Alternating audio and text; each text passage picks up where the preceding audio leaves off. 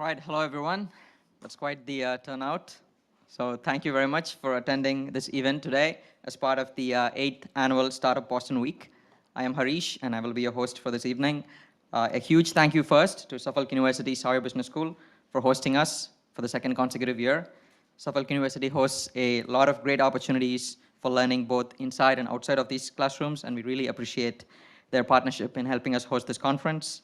The goal behind Startup Boston Week is to connect the entire Greater Boston and New England startup community across all industries, startup departments, all bootstrapped and funding stages for 5 days of learning and connecting with one another. The team that creates Startup Boston Week is primarily volunteer, and all the folks working the conference today, including myself, are volunteering their time. So thank you for attending this conference. This is a labor of love, and we appreciate you playing a role in helping us shape the startup community. Also, a special extra thanks to Suffolk University for sponsoring this session. Startup Boston Week could not happen without the support of all the awesome partners we have. So thank you so much once again for being here, and I'll pass it on to the speakers.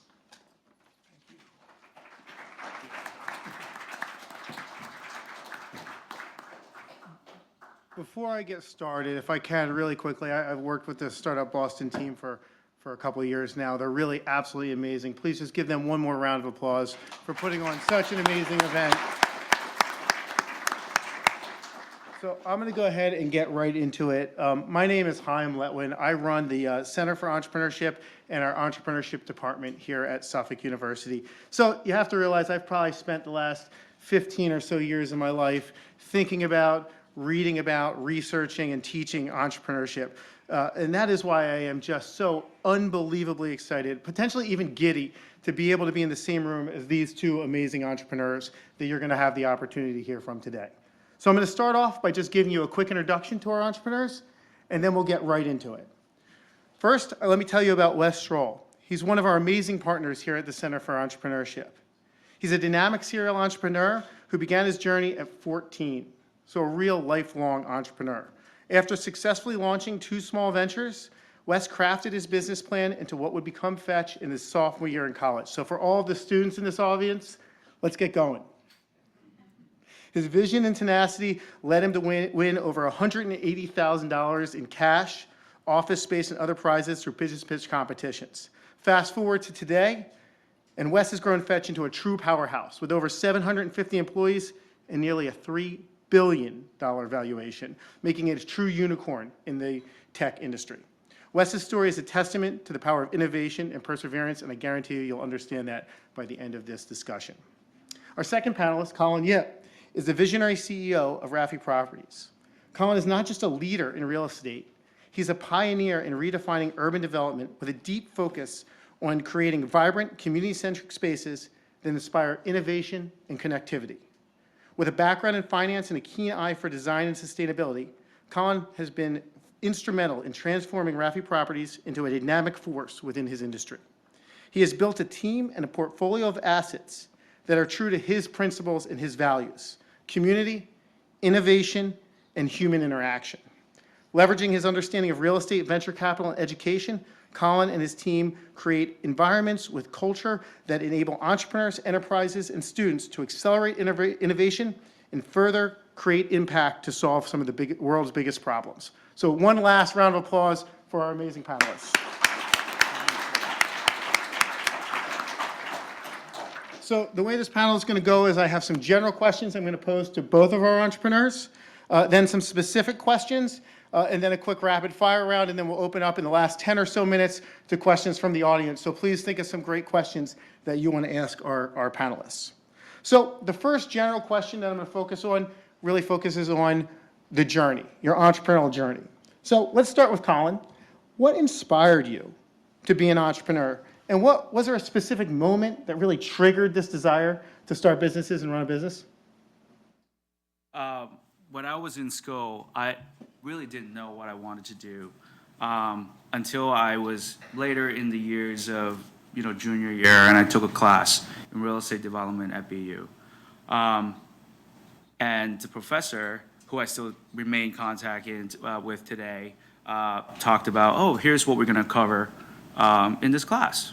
And he talked about climate, he talked about construction, talked about finance, talked about insurance, politics, zoning, geology, right?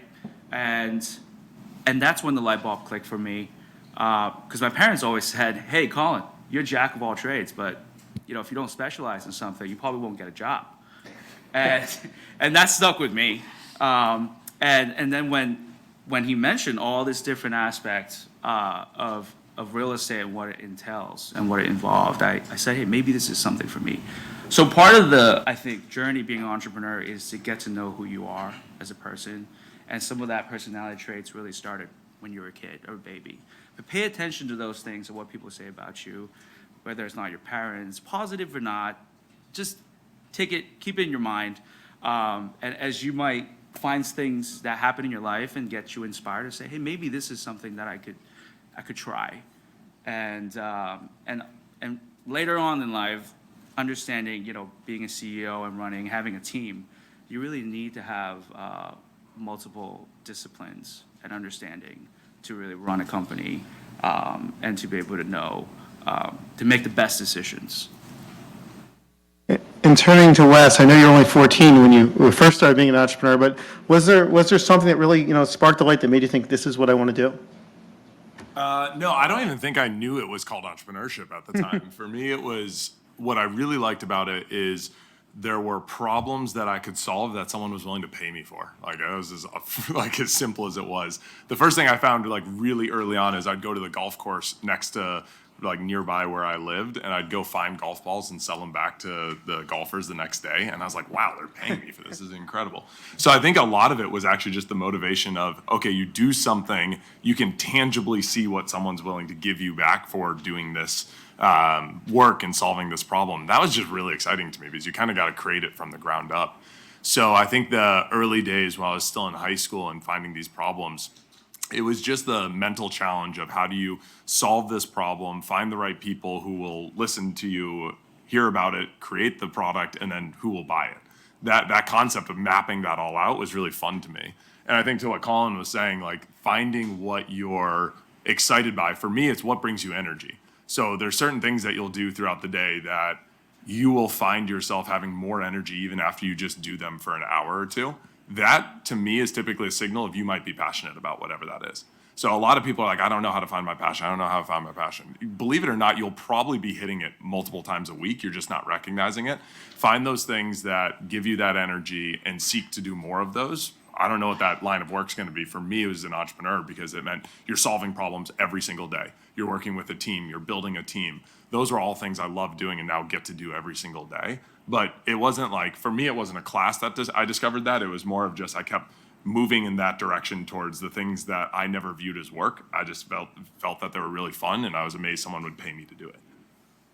All right, great. Well, I'm going to follow up specifically on that. That's kind of thinking about how generally you become an entrepreneur. But in terms of your current venture, still thinking about your journey and opportunity, what kind of, for each of you, led you to identify, here's a gap where somebody will pay me to do this, for Rafi and for Fetch, respectively? I think in the real estate industry right now, first of all, it's a very heavily regulated industry, right? It's been around for many, many years. Regulation, there's insurance, a very sophisticated system. So you already have all the rules that are set out for you, and it's still changing. It's hard to be innovative, and so you got to be really creative in finding ways to create value. Like Warren Buffett says always, price is what you pay and value is what you get. And I stick true to that with every real estate investment and opportunity, whether it's construction, whether it is, the placemaking part of people. You must have heard of that. Oh, placemaking of this place. What makes ink block different than Assembly Row or the campus at MIT, right? What are the demographics? The curation of food and beverage, different restaurants, and what are they programming there? Curating that towards your tenants and your demographics to drive demand. I think it's more important now than ever because information is so easily accessible. So people can copy much easier as a developer. And you have to really build these anchors and factors of synergistic factors that drive demand for your place and real estate and drive value. And those are just, some of the things that, you know, bring it all together. It feels like for you, every different project must be just like kind of a totally new problem to solve each time. It's almost like cooking a different dish Yeah. with each property, and you can have different ingredients, and you can try different things. There's a cost in trying to be innovative. So we even use like, let's sandbox that, let's try that, and knowing that it could yield greater value if it proven out to be true and well received with the tenants and people that might not be your tenants today, and they say, hey, we want to be here. And a big example is a campus we have in called Summer Nova, and is Somerville, and it really has become the climate tech center of United States or even the world. And we have great association and connection with MIT and Harvard. Their startup funds and incubator spaces are tenants of ours. And so we talk to our tenants and entrepreneurs and say, hey, what would help your business flourish? Because that's what it's going to make this place unique. People like things like talent, retention, attraction to retention. Because if you're a great engineer, you could take a job from anywhere. You can go to any different companies. So if the place can help them attract the right talent and then retain them, that's a great thing for them, and it's a great thing for the property and the assets. And then if you look even bigger than that, outside of the property itself, we work with the government all the time. We work with municipalities, we work with different departments, the police departments, when issues arise, because now you're looking at how does this place positively impact the neighborhood and beyond. You look at transit. That goes back to like how real estate is just really all-encompassing, because you really have to pay attention to all those things. And for Wes, I know you were just a sophomore in college. What was the spark that led you to see an opportunity? Yeah, I think one of the one of the easiest ways to find areas that are in need of innovation is to view your day-to-day life as a traveler would view a new country that you're going and visiting. So if you've ever gotten a chance to go into a new country, you'll find yourself questioning like everything. Why is it done this way? Why are people walking in this direction? Why are they driving on this side of the road? I still don't know that one. And for me, that was what happened in between my freshman and my sophomore year, because I had just finished up the last startup. So I was like actively trying to figure out what's the next idea I want to go after. And the previous startup was a failure in comparison. So I just failed on a company, but I was like, I want to find what the next one is that I'm going to go after. And the biggest change that happened to me between my freshman and sophomore year was I moved out of the dorm where I was fed every meal in a cafeteria and into an apartment, which meant I actually had to go and do all the shopping for myself for the first time really ever in my life. So I was doing this and I was like, wow, you spend a lot of money on this really quickly. And my mom was always constantly telling me you should focus on saving money. So I was like, all right, I'm going to do that. I'll turn this into a game. I'll be really good at saving money. And I found that that was a process that was just not enjoyable. It took a ton of time. It took a lot of effort. These companies that tell you that they care about you and want to earn your business then make you jump through all the hoops, even though it's your money in the first place. I thought it should be the other way around. Shouldn't they be putting in work to come and meet me on my terms? So I became obsessed with this idea. And throughout my sophomore year, I started to just network into the industry, try to understand why is it that Life Water struggles so much to communicate to me as a consumer. Well, it's because I don't want a Life Water app on my phone, because then you're going to have a Bubbly app and all these other ones, even though they all tried it, which was shocking. So I was like, well, couldn't we have just a single thing that a consumer would download, and then our job will be go out and find the value, to fetch the value and bring it back for the consumer who does very little work. That was the idea. So we created a business plan, literally pulled together a PowerPoint. We didn't have a line of code written. We didn't have $1 in revenue. But my school was hosting a business plan competition at the end of the year, and we entered into it. And the judges all instantly saw the problem that we were talking about. And they're like, yeah, you're right. No one has solved that problem. And we won. And then I'd find my high school friends at other schools, and we'd enter the business plan at their school under their name. and I would fly out and compete in those. Yeah, that's a gray area nowadays. I'm not sure you're supposed to do that. But we won Boston College, University of Massachusetts Amherst, I won University of Wisconsin. And that's how I got the $180,000. So I decided, all right, well, now I have the money. I'm going to go hire my team. We're going to write our first line of code and see if we can create a business. And then I dropped out because I had found that I was getting more energy from doing this than I was going to class. And I was certainly learning a lot more faster doing that. So I'm sorry if I'm encouraging that. But it was right for me to then drop out and go and run this thing full time. So yeah, that was roughly how the idea came about and how the early days started. So just to remind everybody, we do have 2 pitch competitions here at Suffolk. We try to support all our businesses as much as possible. Feel free to take your friends and go to other business pitch competitions, but maybe don't team up with a Go win friend and theirs. come. Yeah, go win theirs. Exactly. You said something in that last answer, and I'm going to kind of pull a quick left turn here and ask a slightly different question than I was going to. You mentioned you'd failed in that previous business, and something we actually have a class, Professor Vaj, who somewhere around here teaches it, all the way back there, called, what is it? It's successfully failing? Failing successfully, and I think failure is such an amazing, what? Which is what you did. Yeah, it's such an amazing. Didn't feel like that. Well, maybe in hindsight, right? But no, failure is such an amazingly important part of entrepreneurship that we don't talk about enough. And instead of asking you about challenges that you overcame, I think I'd like to flip it and ask you, what's a failure that you had, whether in your career as an entrepreneur, and then how did that lead you to develop as you move forward from there? For us, that first failure was certainly, you learn more through your failures because they're just more painful, and you're just a lot more introspective about what worked, what didn't work. When everything's going well and your numbers are looking great and everyone's high-fiving, you honestly just don't ask the hard questions about like, what could we have done better? How could we have done it differently?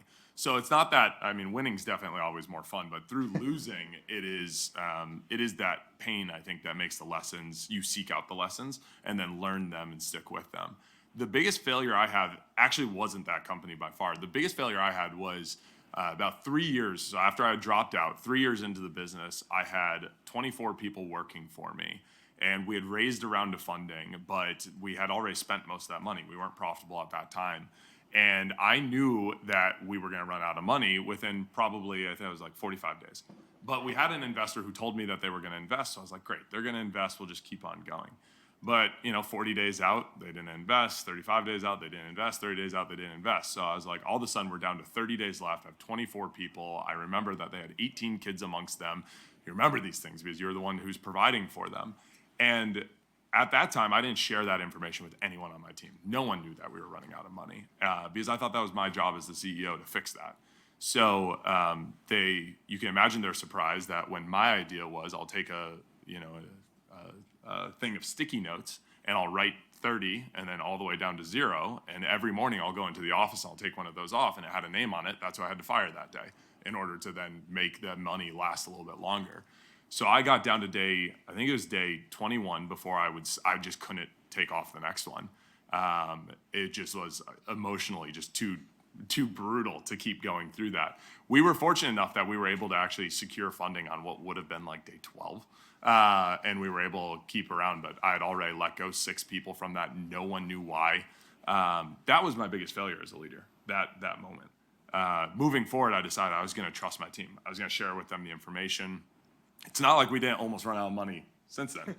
Quick aside, Silicon Valley Bank, has anyone heard of that story that happened 2 years? Yeah. I had 95% of my cash there. So that weekend, all of a sudden, our bank account went down significantly. I didn't know that it could happen either. I was like, wait, our money's gone? And I just called my team up on that Friday, and I told them the situation. And I was like, so right now we have essentially like 15 days worth of runway left. Half of the team was like, I don't need a salary. I was like, wow, that was easier than firing someone. It's just trusting that they're actually in this together with you. So through that failure, I learned and I changed, and we handled a very drastic situation differently, and I'm really thankful for that. But failure can be lots of things. It could be the business failing, it could be individual, like how you handled the situation, but always try to ask yourself, what could I have done differently that would have helped next time? Because probably there will be a next time. So I think that's why Wes and I are really good friends, because I am more risk adverse. I'd rather not do something than do something. And from a real estate standpoint, as an investment class, it's pretty safe. It's a pretty safe investment. It's tax efficient. It's hard to screw up. Unless you're doing major renovation or huge construction ground up, that has a little bit more risk. And if you're investing outside of major market, like urban areas, that's why we decided to focus on urban investments. And we have assets in Hong Kong and Greater Boston. And we don't go to the suburb because just like when interest rate goes up and you can't pay your mortgages, and if you make a mistake, it's very hard to find a buyer to buy something in the suburbs. But if you're in the city, you have a prime piece of property, someone will always buy it at a discounted price. So you won't really go to zero. You'll lose something. So to me, that's a really nice thing to be, a nice asset class to be, and that's why we continue to focus on it. But I would talk about the biggest challenges, I think, that we've faced in the past was COVID, right? So, companies, our tenants were like, hey, we don't know what's going on, we can't operate, we're not gonna pay rent. And at the same time, we have mortgages to pay, and we have expenses that we have to cover. We're still paying for all of our employees, and there's a risk of them getting sick, right? That's really important to also maintain and look after. And so we dealt with that with a lot of patience, and there was a lot of uncertainty. I'm sure everybody remembers, but and there's still remnants of that. And we were creatively working things out with each tenant. What if we abated the rent and then extended the rent the lease down the road? We'll get it back in the back end, but you don't have to pay rent now. And part of my philosophy is to be very conservative. So if you guys took a real estate class or had a loan, like loan to value, the bank would give you like up to 75% of your purchase price or something like that, right? We typically stick to like 50, 55.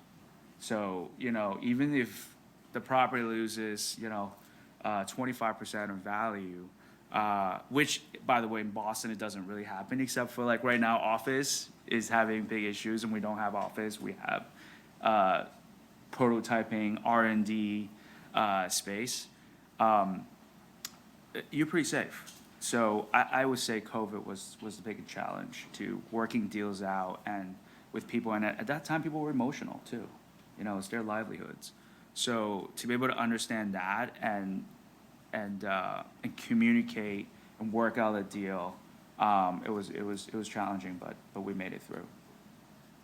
I think what's fascinating in both your answers is, we often think, or people often think, entrepreneurs are the risk takers. That's what you have to be if you're an entrepreneur. And by the way, the academic writings and that don't really show that. There's some level of bearing uncertainty, but it really goes to show personalities, willingness to bear risk, and so on can be drastically different for lots of different people who go in and choose to run a business or start a business. There's not really a singular mold. I think that's kind of an interesting way to juxtapose that.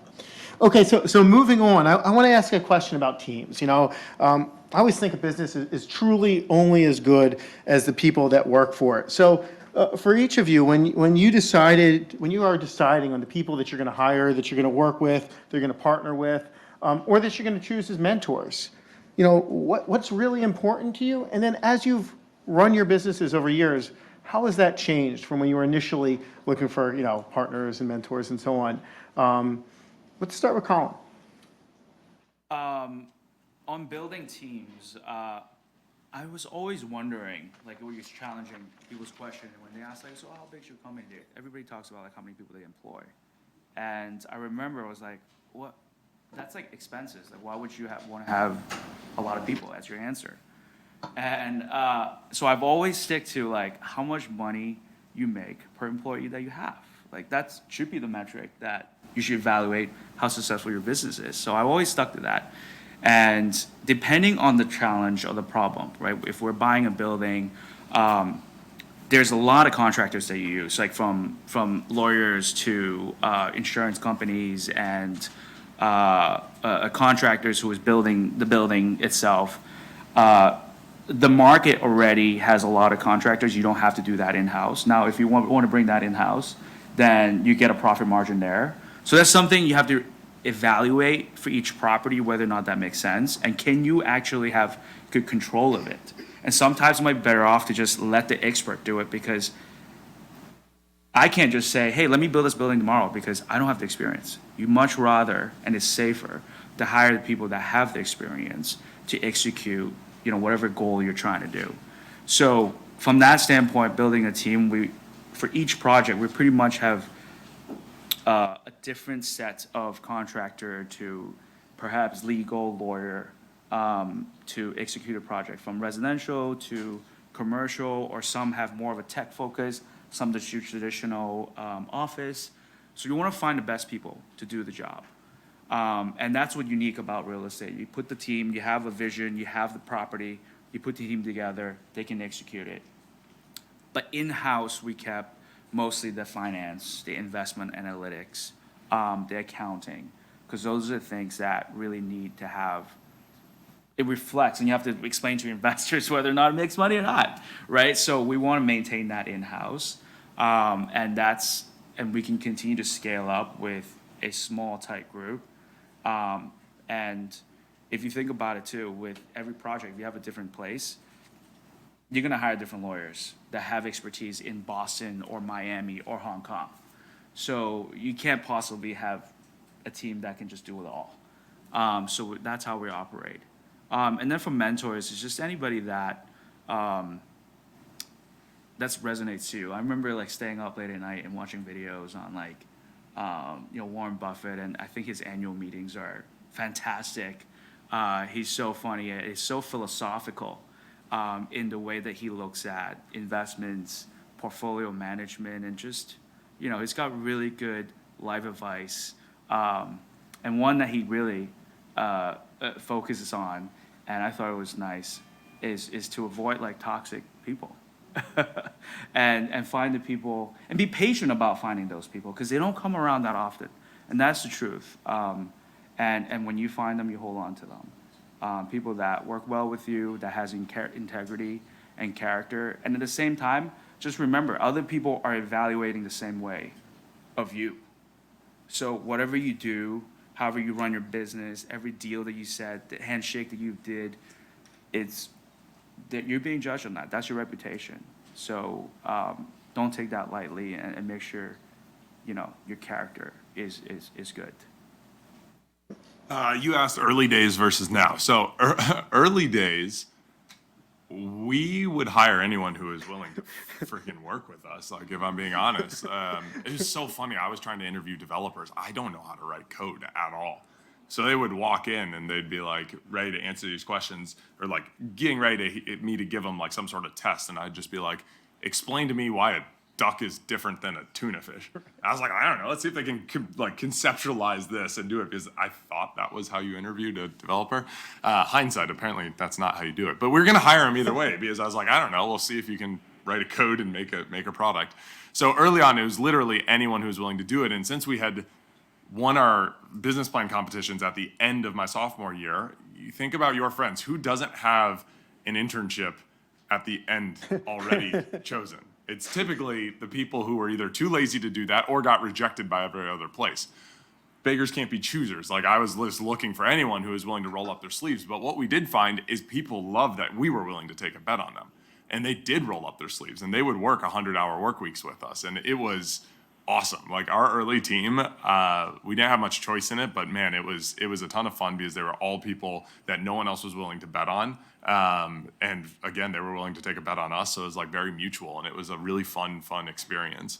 I think only as we got to a certain scale were we able to really think about culturally, what does it mean to be Fetch, an employee at Fetch. Nowadays, we have very strong cultural principles and values that we adhere to. I totally agree with this. Don't work with people who are jerks. But in general, we try to go for, we trust everyone. If you make it through our hiring process, you don't have to earn trust at Fetch. You are automatically trusted. And yes, a very small minority of people will break that trust. You deal with it. You don't slow down everyone else just so that the good people, are getting held back from that, and you catch the couple bad people in there. I've not had Collin and I's business directions have also been very different because I took on investors very early on. So we've raised $500 million to date, and those investors have expectations that we set, in fairness, with them about what our opportunity was and how big the company is and where we could get to. And because of how large of an opportunity we believe is there, we do require having a lot of people. So for us, it's over 900 employees now, and we don't think that's going to slow down. Like, we think it'll keep growing, but we think we can build a $100 billion company off of it. So it's just, we're still being very aggressive in how we invest, how we're trying to grow. Out of curiosity, does anyone here use Fetch? Okay, great. So based upon those hands, that actually worked out better than expected. Right now, 1 in 10 US households use our product every single month, which was about 10% of you guys raised your hands, which was cool. That's a good sample set.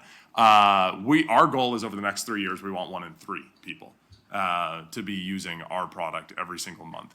That takes a lot of investment. It takes a lot of opportunity. So for us, at this point, I unfortunately don't get to meet every single person who works at Fetch. But what I can obsess over is every single Monday when new people start, I take 30 minutes and I greet them and I tell them about Fetch. I tell them about what we're doing, what our mission is, that we want to become the world's rewards platform where everyone should get rewarded when companies make money off of them. And that's what we're doing. We've saved people $1 billion thus far, and we want to save them many more on top of that. So as long as I can keep people tied to understanding what our mission is, the impact that we have on the people who use our product, which is, we get testimonials of it all the time, and it is like heart-wrenching often what people get in terms of value from using our product. That's what keeps us going. If everyone is motivated by that, people will still really work hard, do the right thing, make those good decisions, and it's allowing us to keep scaling and moving really quickly. So yeah, it's been varied from the beginning. Definitely didn't have as much thoughtfulness or choice in it, but that's by necessity. Versus where we're at now, I'd say is a very different story, and we have to be much more thoughtful about every interaction that we have with new people that we're bringing on board, and also the current employee base. Sticking with kind of something you mentioned there about the investment that you've taken on, I'm going to go into my directed question. So this one, I'll start with Wes and go over to Collin. Focusing on investment, a lot of our students and a lot of small business owners, one of the things that I think is a fear or concern is a need to acquire resources, the need to raise capital. This is something that you've done a lot of throughout your career. And I guess I'm curious, you've done it at a business pitch competition, seed level, Series Z, so lots of different ways to do this. When you go about this, how do you think about it? What is important when you're going into this, and then how has that changed from the initial business plan competitions, obviously one thing, but all the way up to like a Series Z round? I think the one thing that's consistent across all of it is the reason why you're raising funding is because if you're looking out over the next 18 or 24 months, you believe that there are things that you can invest in that will produce a strong return for the future enterprise value of the company. And that was the same whether it was like when I did those business plan competitions, is I knew I couldn't write code. So if I can't write code, I need people who are willing to do that. I didn't want to give up the equity in my company, so I wanted cash to be able to do that so I could pay them directly for the work that they were doing. So that's why I started with that business plan competition versus even like our Series E, which was $240 million. That was the same thing. We had a plan of how we were going to spend that money. We knew what we were going to do with it, how we were going to hire the team, pay for marketing, do all these different things that would put us in a better position to get to our long-term mission, which is serving 1 in 3 US households and being global. Now, we're still a long ways off from doing those things, so it will take us additional capital to be able to do that. So that's like the first thing, is just identify what is it you're trying to accomplish and how are you going to spend the money. And then that will tell you how much you need to raise, and then you can go and figure out how to raise. During the fundraise process, just get ready to hear a lot of no's. And it's not, don't take it personally. The thing is, you have to remember the person on the other side of the table, it's their job to make investments and make money off of it. And chances are they already have their own thesis of what they want to invest in, so you just might not fit. So even someone saying no doesn't necessarily mean your idea is bad. It literally just means that this person hasn't been thinking about that space, and therefore isn't going to write a big check and potentially be wrong to their investors and their bosses. So you got to be comfortable getting a lot of no's. You have to network into all of these different investor groups because you can't just walk in there cold. You're going to have to find a way into them. And that's the great thing about LinkedIn and everything like that. You can network to almost anyone. And then once you get in there and you're getting a meeting with them, tell them about, who you are, how you founded the story, why you're passionate about the space, who your team is, what you're trying to accomplish over the next 18, 24 months, what they're going to get out of it. And then you work to close the deal with someone that you hopefully see eye to eye with. We've been fortunate to be able to do that most of the time, but that's roughly been the process, regardless of the amount of money. I'm just curious, sticking with that for 1 second, how much of that is you interviewing them as they're interviewing you? Or once you go to somewhere, have you already kind of decided, I will take money from this group? The reality is, most of the time you are trying to optimize so much for your internal. So you want the better your valuation, the less company you have to sell in order to get the money, and the less dilution your team takes and the previous investors. So there's always this balance of, there's a lot of people who will say yes to you, but it's just at what price will they say yes? So if you're doing it to optimize for all of those factors, you typically, even if there's a bunch of people who say yes, you'll say no to them because the terms aren't equal. So once you get up to the people who are willing to pay the terms that you're asking, typically it's a relatively small group of people, unless you're an AI company 6 months ago. Don't even get me started. But if it's like a normal environment and you're trying to stand off of who you actually are as a company and money you actually make, then you're typically hopefully getting 2 or 3 people that are interested at the price you're interested at, and then it is about who is the person on the other side of the table. Do you like it? But these founders that always talk about, oh, you have to interview them and it's you deciding between a group of 20. I've never had that experience. I don't know maybe I'm doing it wrong, but most of my friends that are similar companies have not had that experience. You're lucky if you get 2 people to say they're interested at a range that you're excited about. Really lucky. I don't think you're doing it wrong. It seems like it's working quite well. So going on to Collin, my kind of focus question for you is, I was looking at the website and learning more about Rafi Properties, and you emphasize this creating spaces that foster community, which I thought was really interesting, and innovation. I'm just curious, can you share how that philosophy kind of shapes all that you do, and specifically in the development of your projects, and how that sets you apart from more traditional real estate companies? Before I go on that, I want to touch Sure, on the yeah, please. fundraising part because it's really interesting, and it's the real estate side of fundraising completely different than the venture side. It's not as dynamic. You don't have 30 different people critiquing you and stuff like that. It's not like that at all. Just for an example, if John Hancock Tower was for sale today, you're like, okay, I'm gonna go talk to this, see what's going on. Could I invest? So what's unique about it? It's already there. It's the land. Is the property itself and the building or the brand that it might have, right? So what the people want, the investors already know, I like this location. I want to be here. And so the rest you got to do is convince them that they like you, they can trust you, and that your plan's going to work. And everything else is already in place. There's insurance, there's plenty of insurance company that will underwrite, plenty of banks that will underwrite mortgages for you. So, you really got to just come up with the 50% if you're leveraging. If you're not leveraging, buying cash, no, the 100%, but typically you leverage to buy a piece of property. So you really just need to raise 45, depending on what the loan to value level percentage that you want to do. And so you got to network. You really just got to network in the real estate side, and pay attention to not just the micro market level statistics on supply and demand, but also on the macro level.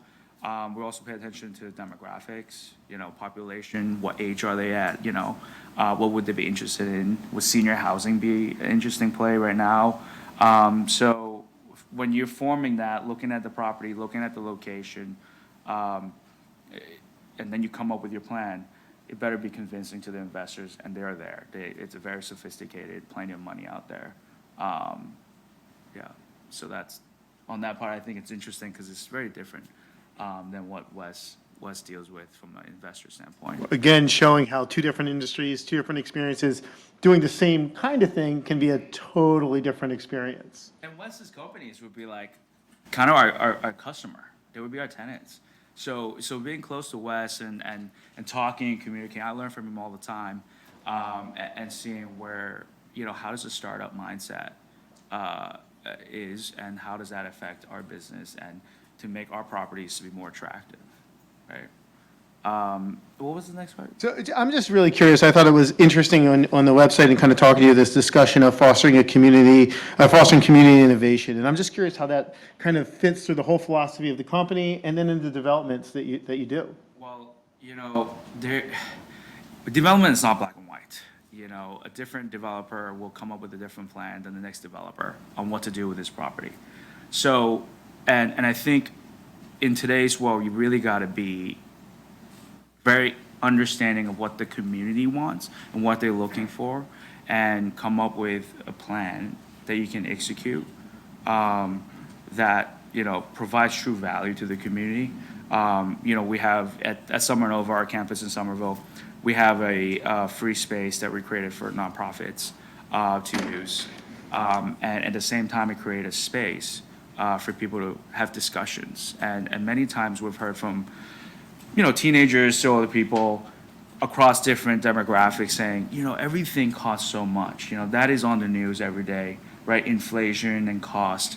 How can we come up with a project that perhaps we charge market rate and subsidize for some of the costs for the people and nonprofits that need it? And those are the problems that we hear. And then in turn, we find solutions in our project to be able to help address those problems. And it makes the project and the plan more unique. And it's hard to do because if you're a true just finance person, you say, I can't underwrite that. Like, you're giving up free space. Like, how does that actually generate value on the other side, on the market?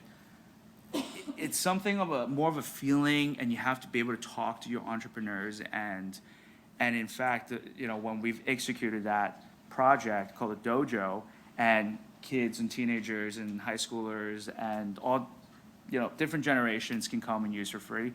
It actually brought our tenants, employees into the space and volunteering. They started volunteering in those spaces. They were doing fundraising for kids that were, going back to school for supplies and stuff like that. And then we got more and more organizations, the schools are starting getting involved, and it created something that that kept people there. People wanted to be there, and that included the companies and the tenants.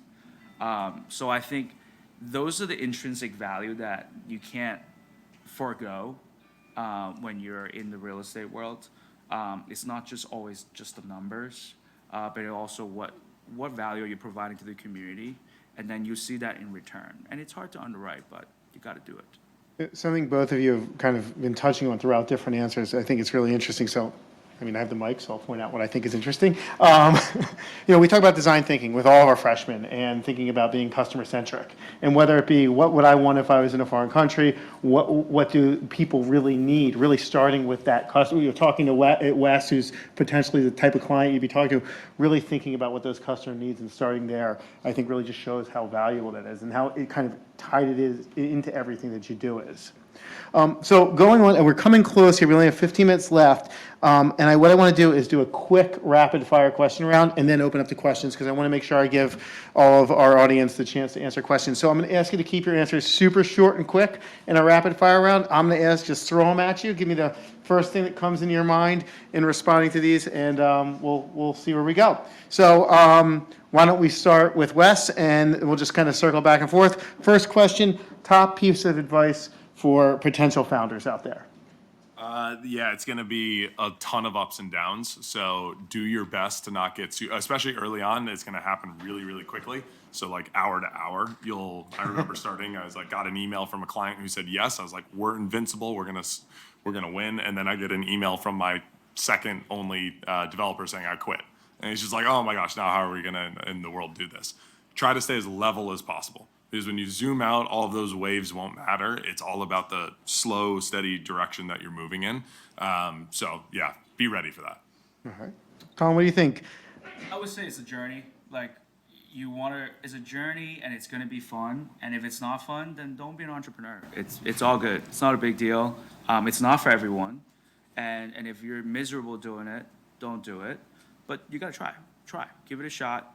And learn more about yourself in the process is probably more important than anything in life. So. Well, let's stick with Colin for our next one. What do you see as the next big change given all the technology that's coming out now in the way that we start and run businesses?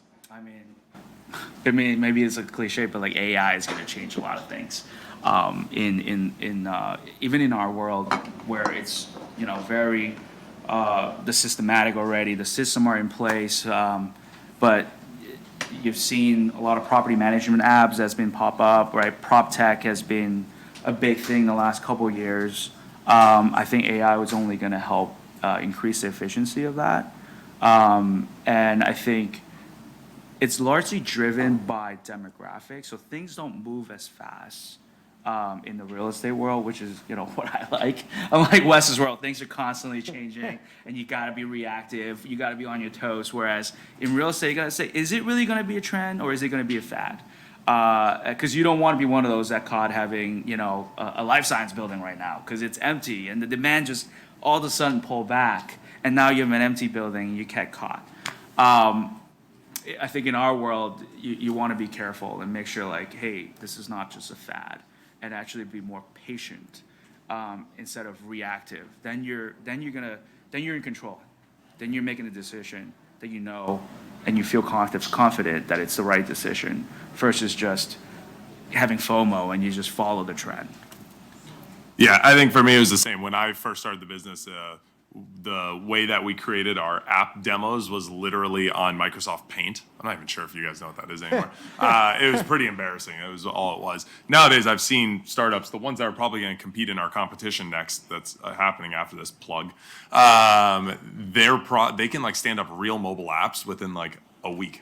It's insane, and they can have like AI that does all the coding and everything. So yeah, it moves fast. There's almost no excuse to not being able to get to the product market, like get to a product out there. You don't have to have any experience on it. You can find some of those resources and you can get something out there. Well, and just to add to that, we did a high school class over the summer, and Fetch was nice enough to help us out with a tremendous amount of AI support, working with the students and seeing how a bunch of 17 and 18-year-olds just took to it and were interested in AI and saw where it was going. It definitely seems like it's going to be a big push as to what everybody does moving forward. Okay, so last rapid fire question, then we're going to go to the audience question. You guys both run these amazing companies. What's the future look like for Fetch and for Rafi? Yeah, we obsess over growth. So continuing to expand the impact that we have for our consumers is the number one mindset that we have. Make sure that we provide real value back to everyday people that need it, and build a company that we're really proud of the experience for all of our employees. We just want to keep doing those things. Well, Rapid. of course, you're going to generate return for your investors, but for us, it's a portfolio management, right? You gotta have the right portfolio. We don't concentrate on just one thing, but one thing that is really clear and shows signs of demand, at least for the next 10 years, is on the climate tech side. So, one of our tenants is the largest clean tech incubator called Greentown Labs. We were working closely with them on how do we help companies scale up on the climate tech to save the planet, basically. And their needs is tremendous because it touches on a lot of different industry. It doesn't have to be just geothermal, electricity, energy, transportation, right? Construction, building materials. So it's very dynamic, and the type of real estate they need is unique. There are some common points like power. They often need a lot of power. They need loading dock, things that basically, back then when they were building tanks in the dry dock, like those type of buildings. And so we're working closely with them to scale up and help companies grow.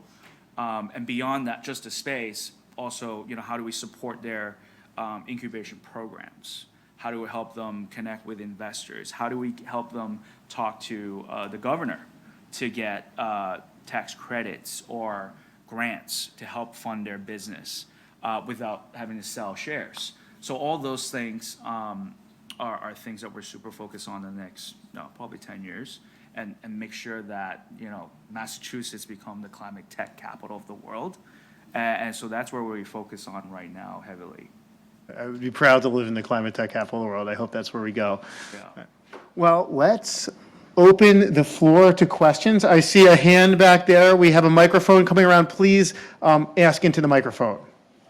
Thank you guys so much. Awesome businesses you both have created. My question is, will be very brief, is you have this idea, it's burning inside of you, Fetch, Rafi, amazing brands, and how you guys got there. How do you take that idea and share it with somebody to hopefully, have that partnership, whether it is a co-founder or by yourself, to take that next step, basically, that instead of being scared to share that idea, that hopefully it gets, if it got stolen or by somebody else, which I know is a crazy idea. It's like, just do the thing, right? But how do you take that step as having this unbelievably innovative idea that is gonna be big? If you can speak to that, it'd be awesome. Do the small things that start to make it real. Like put it down on paper. Literally, I remember that I talked about when I hired my first developers. We had one free office space and we printed out, it was the ugliest logo, Microsoft Paint, yet again. And I put a piece of paper up on the wall that had that, and they came in and they're like, oh, we're here at Fetch. What? Like, it wasn't even a thing. Like, we didn't even file as an LLC by that point. So you just start with the small little things, and you almost have to, we always say it's called wearing the emperor's clothes. Like, you almost have to like take it and just create it. And you'll be amazed if you keep doing that weeks on end, months on end, you look back, you're like, wow, I actually have built something real. But like, it never, for anyone, it shouldn't really start with anything. You just got to start taking those ideas, the passion that you have, and just start sharing them. Totally agree. Talk with anyone about it. Do not make them sign an NDA unless you figured out how to create like perpetual motion. Don't like, it's no one's going to steal your idea, because the hard part is the actual execution of it. So go talk with people, find people that are passionate about it. You guys will instantly get going and like, hey, we want to do this together. I agree with talking to people, and particularly I would say talk to your customer. If they are going to be your potential customers, talk to them about the idea, because chances are they don't want to get involved with whatever service or product you're providing. And the real estate side, things don't happen fast. It's a pretty slow industry. So if you have an idea, you have time to do it, and you have time to execute it. And again, it really ties to the location also of the property, whether or not it makes sense to do it, and whether or not zoning allows it, right? So you have time to do it. So talk to your customers. You know if there's demand or not. I'll just throw in, inaction is the biggest enemy for anybody to start something up. All right, we have our second question over here. Thank you.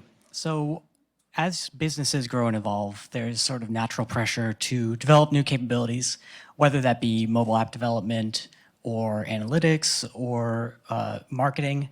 I'm wondering, like, what advice do you have for like what should go into a decision-making process about whether to expand into new capable areas of capability by hiring versus changing responsibilities of existing hires or going through a outside party like a consultant or a service provider?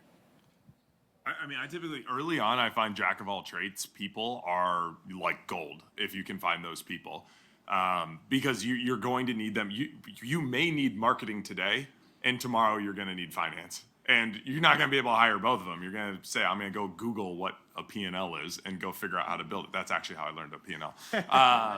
So you're going to need people that are just willing to roll up their sleeves and try things. So I think early stage companies, you should optimize for jack of all trades and not try to hire experts, because experts are going to want to then hire a team and build it out. And it's like, you're just not going to be able to do that. So I always found that was the easier way of starting. Don't be afraid to roll up your sleeves and try things on your own too. A lot of these things sound more daunting than they actually are, and they use big fancy words. And once you dig in, it's like, wait, that's actually a pretty simple concept. So just don't be like overly intimidated by that. Just start trying to learn it yourself. Then if you're doing it for a couple days or a couple weeks, you'll know whether or not you need someone to actually do it, and then hire it. So I would often, I always found that my job as the CEO was to put myself out of the thing I'm doing right now a week or two down the line. And it's maddening. You are an expert of nothing, because the second you start to get good at something, I'm like, I need to hire someone to take this over for me. It's seriously insane. Like, it's crazy that you are constantly just trying to stop yourself from becoming an expert at something, because at that point, you're ready to hire someone new and take it over. So that was like early stage versus later. Since we're an investment firm, typically we look at, well, what's the cost of it, and whether or not they have the expertise and experience to execute the job or whatever it is that we're looking to do, and then what kind of value is it going to generate down the road. And you can also set up structure and working relationship that you can test certain people whether or not, because maybe it's the first time you meet somebody and you're like, I don't know, they have the resume, but I don't know if they're great people to work with. So you can try them. You can be creative in your contractual structure. So I concentrated in finance and law at BU, and there were very creative ways, if you have a great lawyer, to create contracts so you can work with 3 different people and say, hey, give me an example, give me a taste of what you can do to earn the bigger contract. So there are ways to do it creatively to find the right people you want to work with, and yield the results that you're looking for. Okay, my question is for Collin. I am interested in knowing if in your urban design and your architecture, if you have any nods to the East, the Far East, like Buddhism, any designs with like gardens and like ponds, and if you also have some type of, well, you mentioned clean technology that you're involved with that, with things like solar, solar type of heating and things like that. So that's a great question. We actually work with the community a lot on topics like native plants. Do we want to use native plants to create more pollination with bees? How does it help promote geodiversity in our properties? And then on top of that, we have a DEI committee that goes over, including like even the construction, the hiring of that. Construction workers? Are we making sure we're hitting the benchmarks that are above industry standards? And there are experts, the people that are doing it already have that, those committees and programs. So we bring the community to give their voice because, Somerville is going to be different than Cambridge. It's going to be different than Boston. And even each neighborhood within Boston is going to be different, have different wants and needs, and different statistics, right? So we work closely with the community that are nearby, including municipalities, to come up with goals that we can hit and that really achievable in our projects. And I think plants and all that, it's different religion. We all welcome that, and so it varies from project to project. But there's a place to do it, and there are meetings and schedules that go over that type of stuff, and then in turn it changes the projects. Do you have much solar? We don't, but we're exploring geothermal, which is because solar is tricky. It might not yield as best a result depending on your assets, because you need a lot of roof space.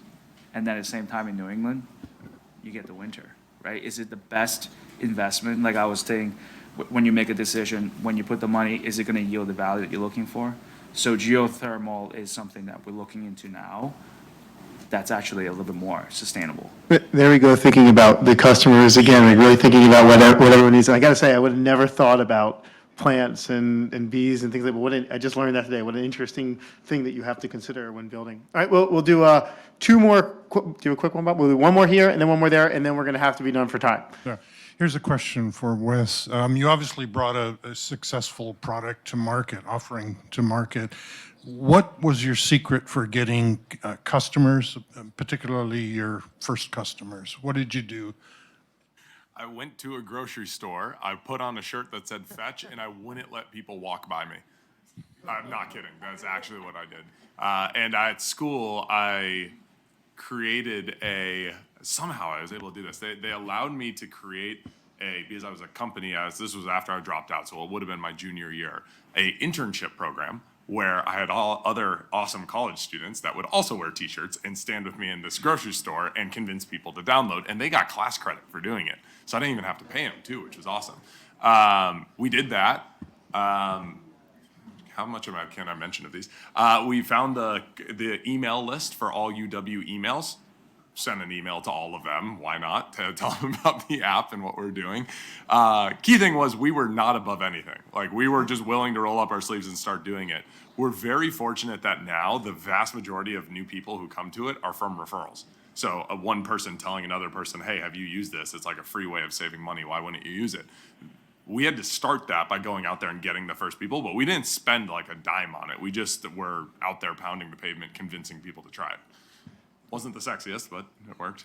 So true guerrilla marketing, and I will tell all our students we do have internships for credit here at Suffolk, so come talk to me depending on what you're looking to do. All right, Bob. Thanks, Haim. Hey, Collin. Hey, Wes. I'm Bob Cargill, a professor here at Suffolk, and I teach marketing, I teach business, and I have a great interest in social media, so that's what my question is going to be about, social media. How much do you, as a business, and maybe you as individuals, rely on social media for business purposes, employee recruitment, customer recruitment, client recruitment, et cetera, and then maybe which channels on social media are most important to you? For our business, I mean, we have an entire social team for sure that focus on the presence that we have across the major ones, Facebook, Instagram, TikTok, Snapchat. For me personally, mine is actually used very much for furthering the business. Because we found a lot of the consumers wanted to know who's actually behind the company and running it. And they love it when I do like giveaways and just give away, points and things like that for people. Because we got up to like 1 million followers off of just telling them about that. And they're super engaging because like, we'll ask them what's like a new features. What do you like? Trust me, we hear what they don't like. Every post I have, they'll tell me what they don't like. But when I use it, I actually read those. Like most people are surprised and they're like, I sent you a message. I was like, I know, I saw it. It's like a great way of just getting a sense check of how your most vocal people are feeling. We certainly use it a lot, both in terms of trying to get a vibe of understanding how people are feeling about the product, but also then to have a fun, show our fun culture to people so that they know who we are as a brand. We mainly focus on Instagram and LinkedIn. Now, Instagram is mostly about like engaging with the community and letting them, our tenants or potential, even like employees are looking to work at a company that, their office is at Sumanova or different assets.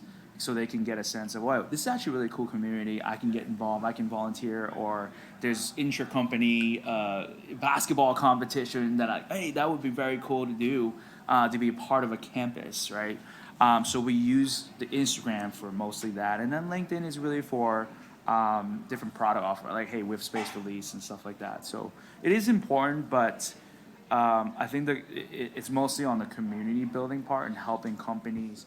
We promote companies and businesses nearby, nearby our assets on the platforms as well. So that helps drive their business growth and getting people to know about the neighborhood and what's happening. And that's what we use it for. So I see I'm getting the hook in the back here. So check out the social medias, download the apps, follow these companies, two amazing entrepreneurs here. Everyone, please, a giant round of applause for our awesome entrepreneurs.